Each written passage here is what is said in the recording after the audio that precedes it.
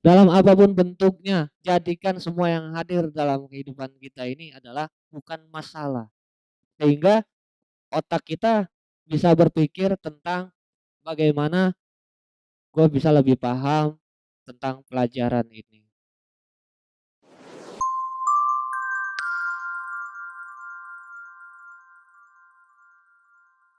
Assalamualaikum warahmatullahi wabarakatuh.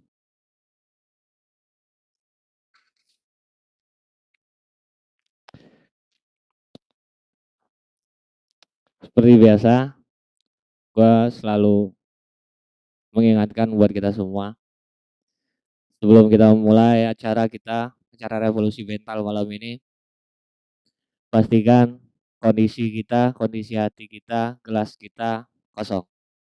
Sehingga apapun yang nanti yang disampaikan, baik dari siapa yang menyampaikan, siapapun lah, semuanya bisa terserap, semuanya bisa diambil pelajarannya, dan nggak cuma sekedar didengar.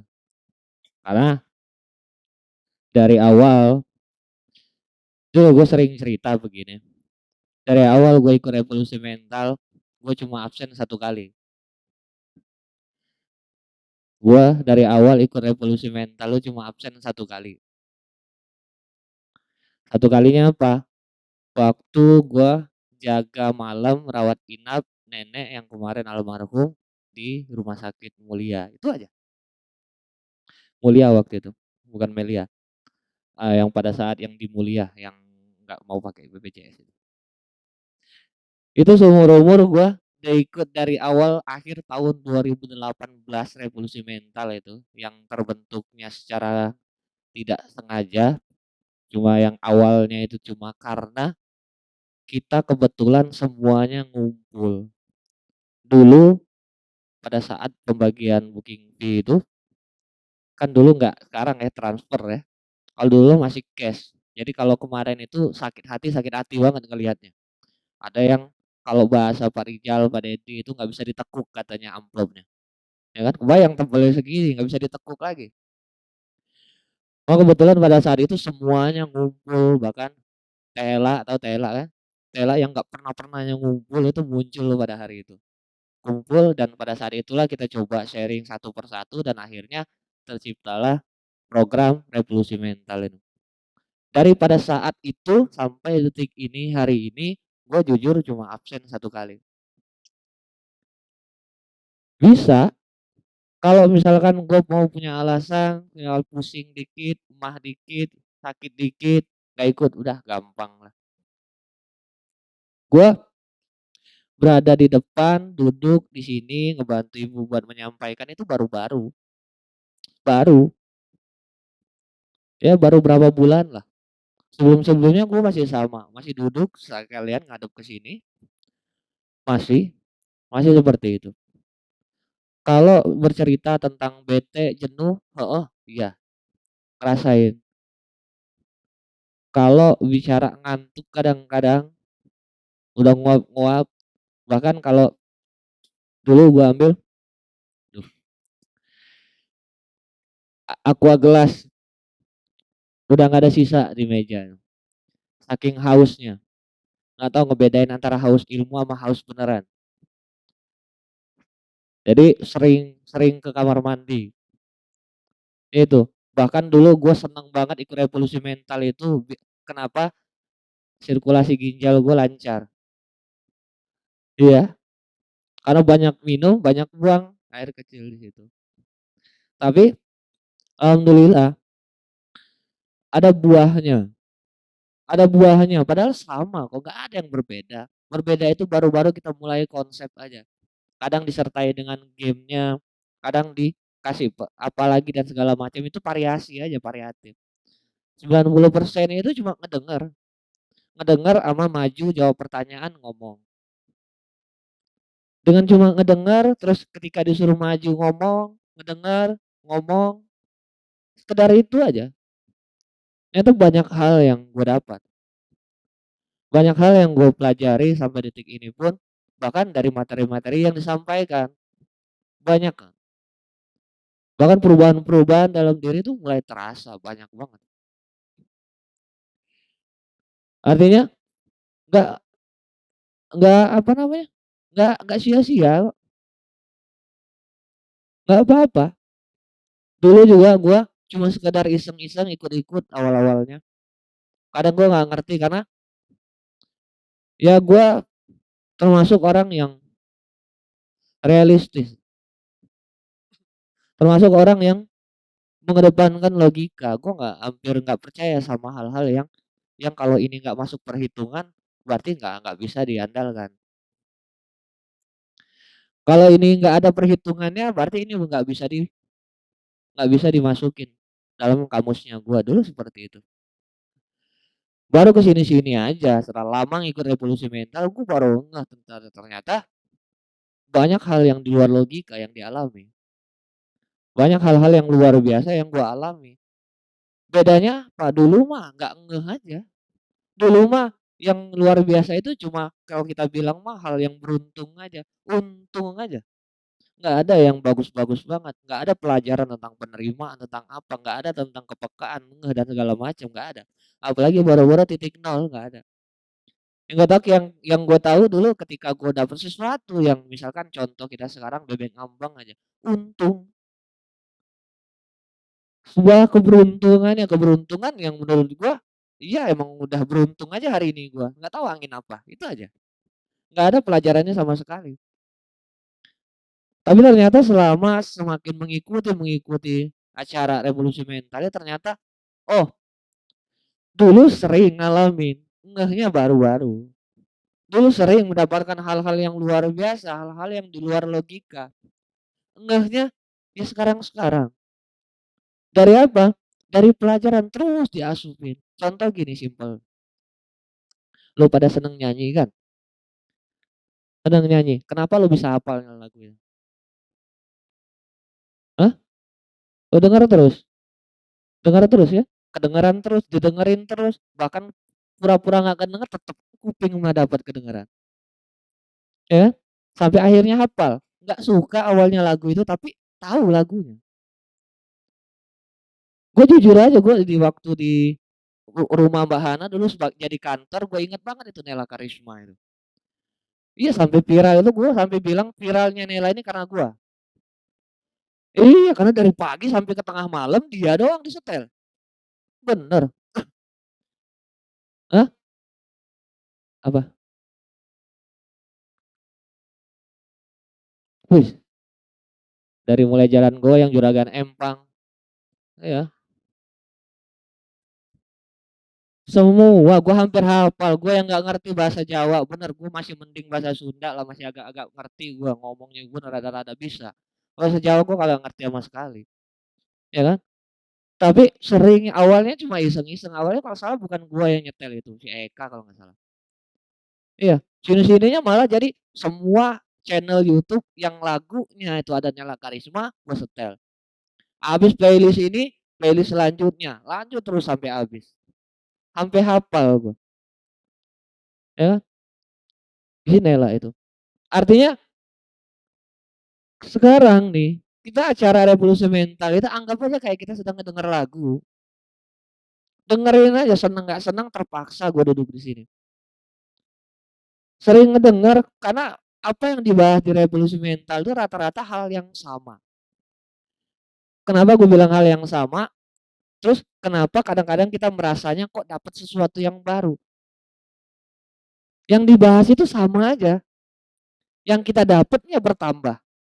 Kenapa? Level yang ada di dalam diri kita, level menangkap, menerima yang bertambah. Sehingga yang tadinya pengertian yang kita dapat tentang penerimaan tentang titik nol baru sebatas A. Besok ngedengar lagi tentang titik nol, nambah levelnya akhirnya kita bisa dapat AB. Dengar lagi besok akhirnya nambah lagi ke ABC. Makin luas lagi yang kita dapat, makin ngeh lagi tentang oh ternyata inilah yang kita sebut ada banyak hal baru yang muncul dalam revolusi mental. Padahal pemahaman kita yang semakin bertambah. Beda halnya dengan udahnya itu aja yang kita rasakan dan pun nggak ada perubahan dalam diri kita. Artinya ya memang kitanya. kitanya yang nggak pernah mau mencoba untuk kita pengen berbenah tadi cuma sekedar omongan doang. Tapi dari sebatas itu tadi, minimal 60% dari dalam diri kita sudah jauh dari sebelum kita kenal revolusi mental. Udah sangat jauh dari sebelum kita tahu tentang bahasa motivasi, tentang apa yang disampaikan, tentang ilmu-ilmu tentang kehidupan. Dulu mungkin kita berpikirnya tadi secara pribadi gue pernah menjadi orang yang realistis. Dan bahkan sekarang gue bisa bilang bahwa bukan realistis yang harus dikedepankan itu. Kalau kita berbicara tentang realistis itu lebih dekat banget dengan kita punya kemampuan. Karena kita menghitung berdasarkan kemampuan kita, jangkauan tangan kita. Kalau kita berbicara tentang realistis, potensi mana yang bisa gue jangka, yang bisa gue capai. Berbeda dengan hal yang tadi. Kalau udah di luar dari realistis, keluar biasaan Allah tadi bahwa hal yang tidak mungkin sekalipun bisa terjadi. Level-level seperti ini yang akan terus bertambah dalam diri kita, baik tentang keyakinan kita, upgrade nilai diri kita, pemahaman apapun yang tadi kita cuma secuil pahamnya, akhirnya makin meluas pemahaman itu. Itu. Jadi kenapa gua ya kalau ibu kemarin sempat ngomong katanya, dia nahan sakit, ya kan? Kalau mau bilang pulang mah bisa aja pulang. Dan pun gue sempat juga ngalamin pernah waktu saat apa gue cerita sama Fahmi waktu sering ini, gue bilang gue dari pagi sampai ke ini gue punya mah kambuh kemarin. Tapi kayaknya berat banget kaki gue buat nggak datang. Kayaknya berat banget tanganku buat ngetik izin. Ya. Kenapa? Ya kadang-kadang kita kan gampang ya. Gue bukan mau nyalain kalian punya kehidupan, kalian punya alasan enggak. Gue enggak ke arah sana. Cuma secara pribadi aja gue pengen cerita. Ya kadang-kadang kan gampang kalau misalkan kita mau punya alasan. Gampang kalau kita mau bikin alasan itu gampang. Dan enggak ada satu orang pun dalam dalam perusahaan ini yang ngelarang. Enggak ada. Lu mau datang, enggak pernah dikasih SP. Enggak pernah. Jawabannya cuma satu, dua lah. Oke sama siap. Coba siapa yang biasa WA gue. Kalau nggak oke siap. Cuma itu aja jawabannya. Karena tugasnya yang menyampaikan adalah menyampaikan sebagaimana supaya apa yang disampaikan bisa sampai. Masalah berubah atau tidak orangnya bukan ranah yang ngomong. Bukan ranah yang ngomong, bukan. Ranah berubahnya seseorang itu Allah yang tentukan, Tuhan. Itu udah urusan hidayah. Udah urusan Allah. Kita udah pantas belum berubah. Udah urusan Tuhan mau pilih siapa yang berubah. Itu mah gampang. Kalau misalkan berbicara tentang kekuasaan Allah untuk berubah seseorang dari awal banget sekali, nggak ada revolusi mental, semua dibikin baik, semua dibikin punya pengetahuan tentang kehidupan, semuanya dibikin enjoy enak-enak, nggak ada yang negatif, sudah selesai, nggak perlu kita acara revolusi mental.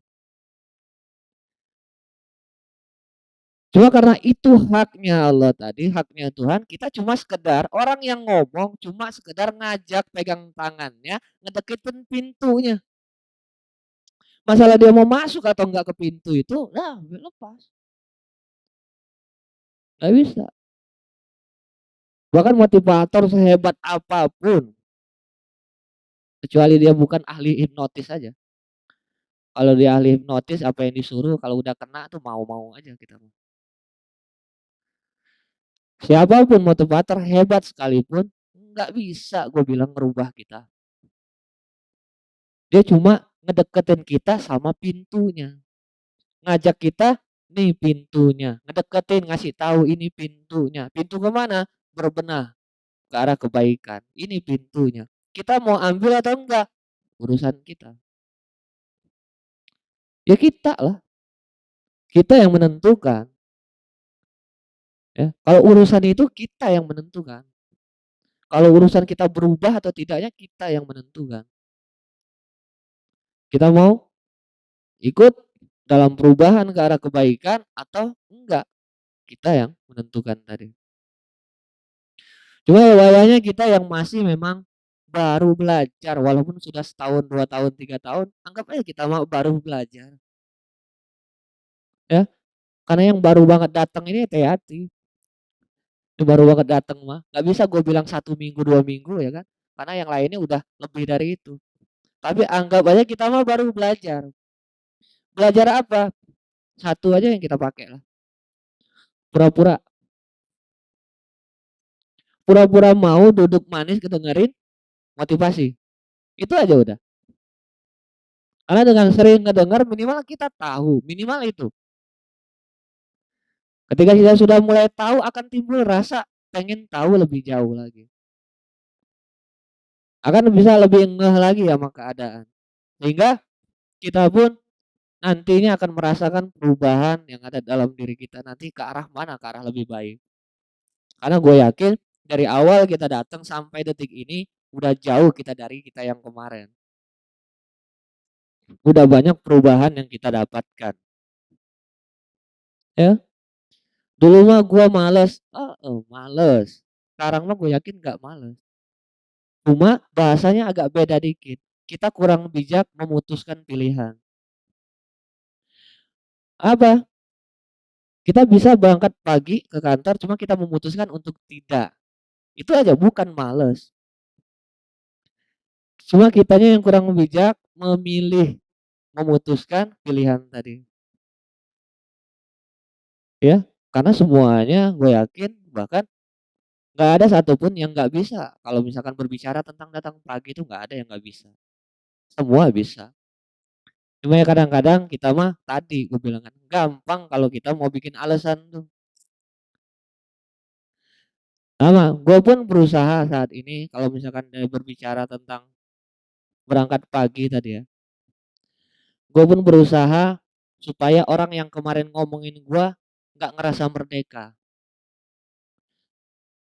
Kayak gimana orang kemarin ngomongin gue? Dia ngomongin lu mah belum punya anak. Bisa ngomong kayak tunggu aja kalau lu udah punya anak pasti ngerasain begadang malamnya. Pasti pasti lu juga tahu deh alasan kenapa gue nggak bisa berangkat pagi. Gue nggak mau orang yang ngomongin itu merasa merdeka, nggak mau. Bahkan di hari pertama sekalipun gue punya janji untuk sosialisasi sama anak admin, gue datang jam 10. Dari pagi belum, dari malam belum tidur. Lahiran setengah 3, ngurusin jaga sampai pagi. Keluar-keluar bidan jam 9.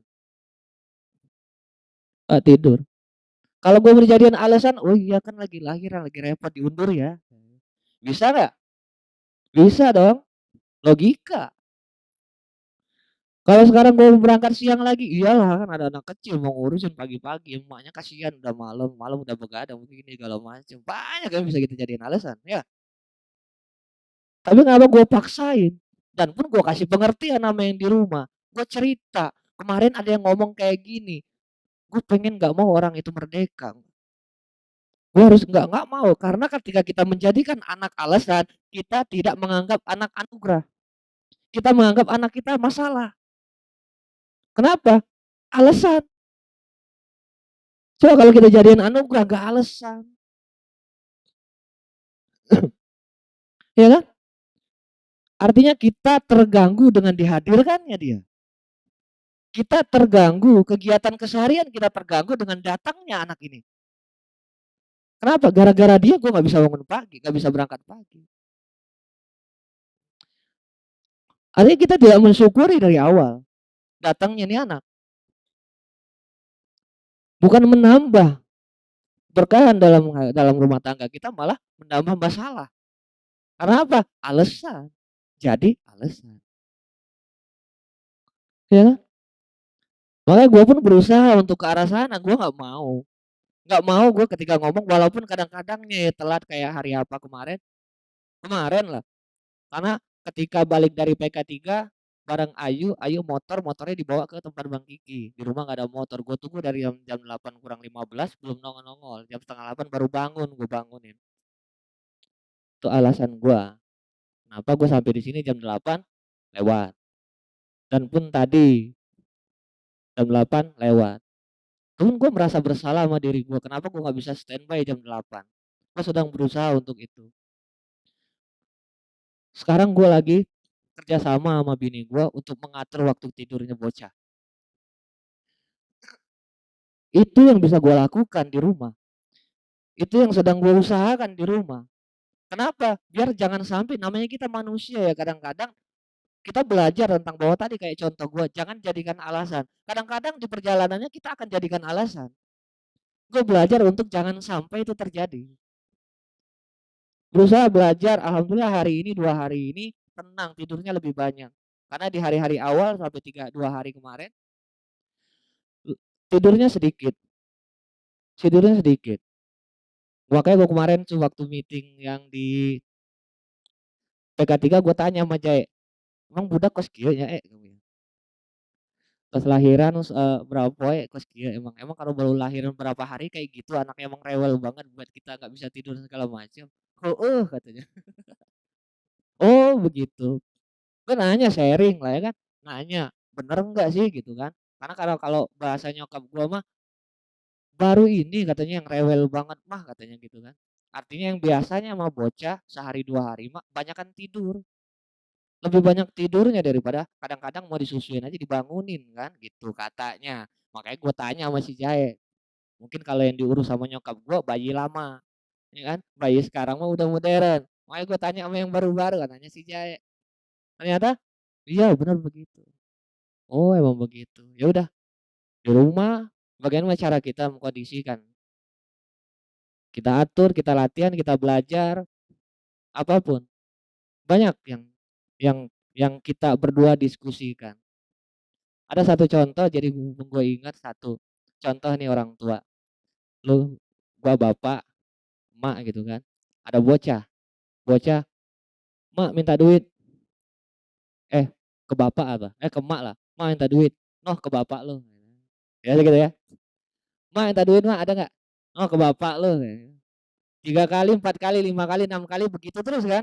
Si anak yang minta duit, "Mak minta duit ke bapak lu." Mak minta duit ke bapak lu. Emaknya nggak bakal ditanya lagi. Yakin nggak? Setiap minta ke emaknya disuruh ke bapaknya. Emaknya nggak bakal ditanya lagi, yakin nggak? Ngapain gue minta ke emak langsung ke bapak? Itu pasti disuruh ke bapak lagi. Mending gue langsung mintanya ke bapak. Benar nggak? Sama yang sebaliknya, misalkan mak, mak minta duit, ambil no di lipetan baju di dompet. Mak minta duit, bilang lagi begitu. Bilang lagi begitu. Akhirnya nggak ngomong lagi sama emaknya, nyomot di bawah baju di lipetan dalam dompet. Kenapa? Itu didikan kita.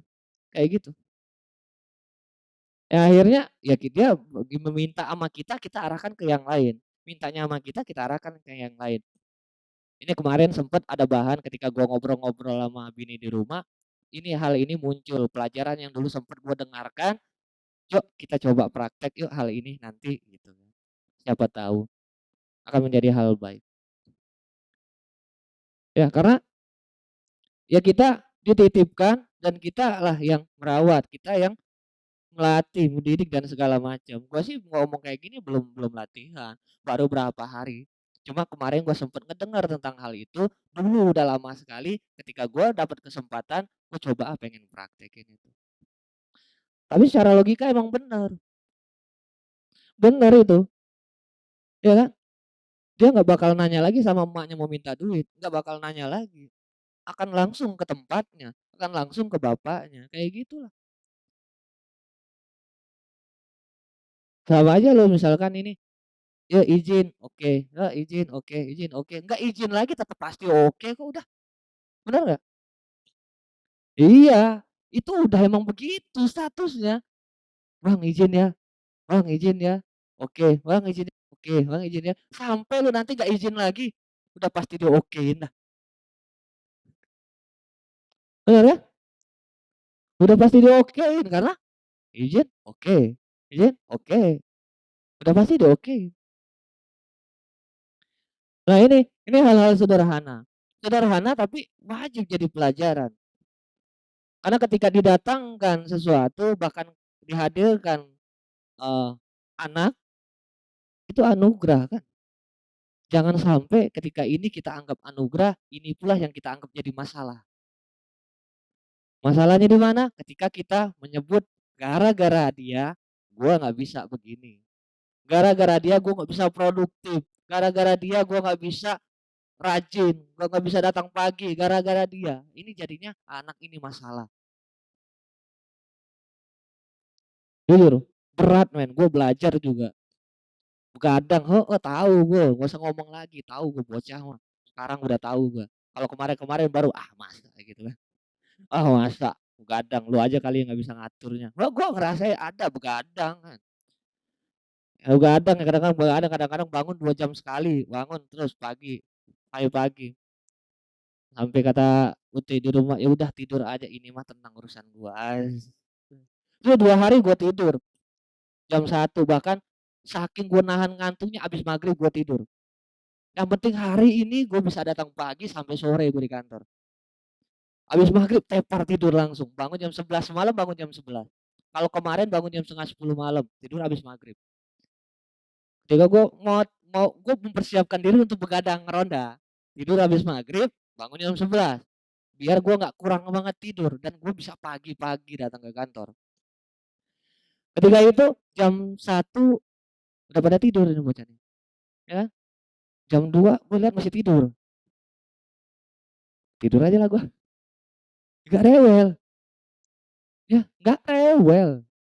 Bahkan 2 hari ini kata si yang di rumah, dia lebih banyak tidur daripada rewel.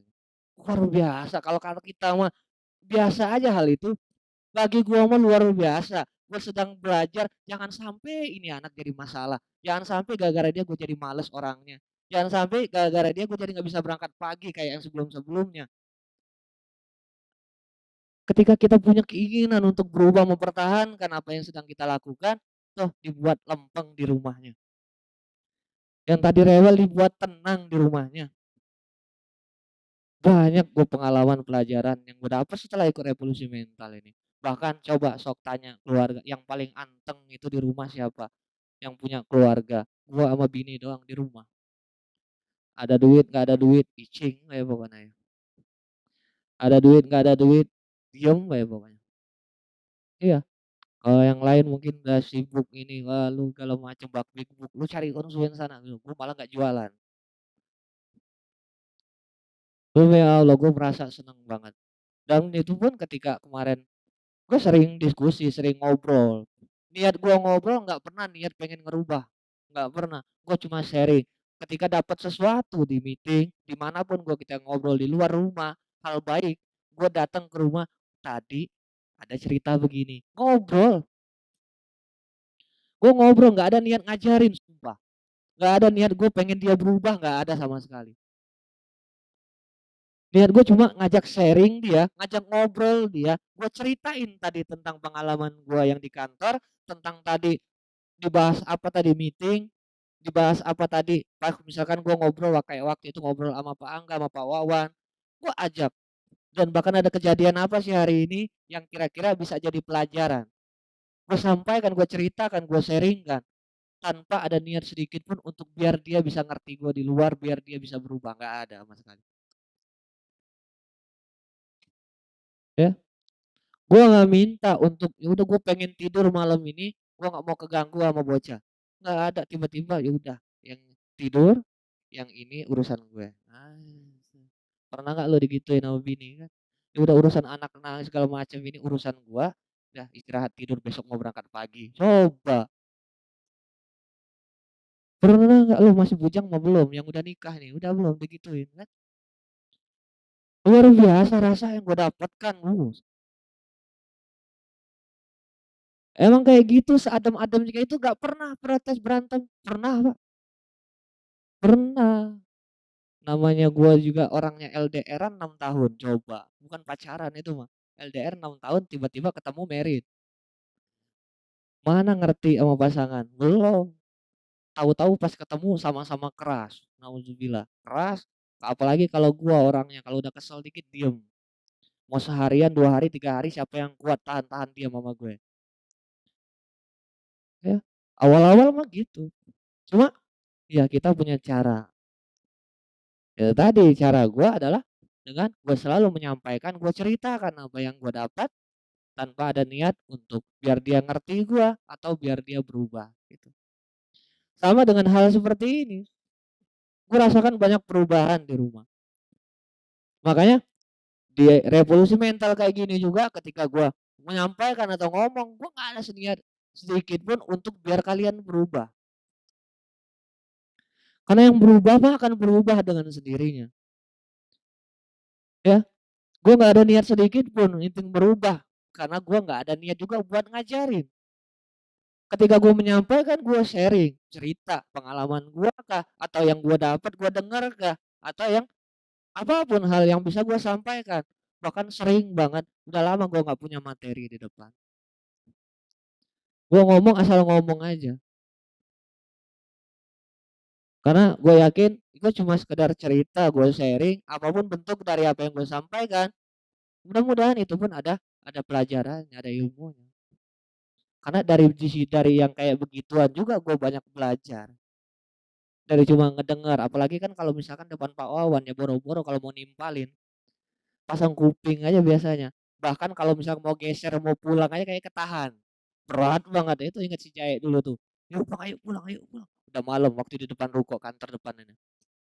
Kalau ngumpul, ih nggak enak deh keliling situ.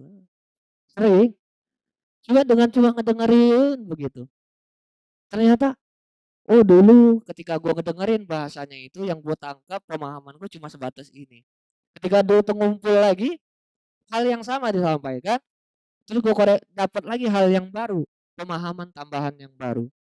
Bahkan kalau kita mau berbicara tentang penerimaan pada saat ini, jauh ke belakang kita sudah belajar. Bahkan dari bahasanya masih damai. Bahkan sebelum damai, banyak hal. Artinya mulailah dari sekarang belajar yuk, pura-pura dulu aja. Jangan terlalu kalau kemarin bilang ada bahasa kita hidup mah hari ini, esok mah belum tahu, yang kemarin udah lewat. Ya kan? Fokus pada hari ini. Ya kadang-kadang kita itu nggak bisa kayak gitu. Kadang-kadang kita suka kepleset, fokus sama hari ini gimana caranya gue bisa lebih nikmatin hari ini, kadang-kadang versinya kita yang salah.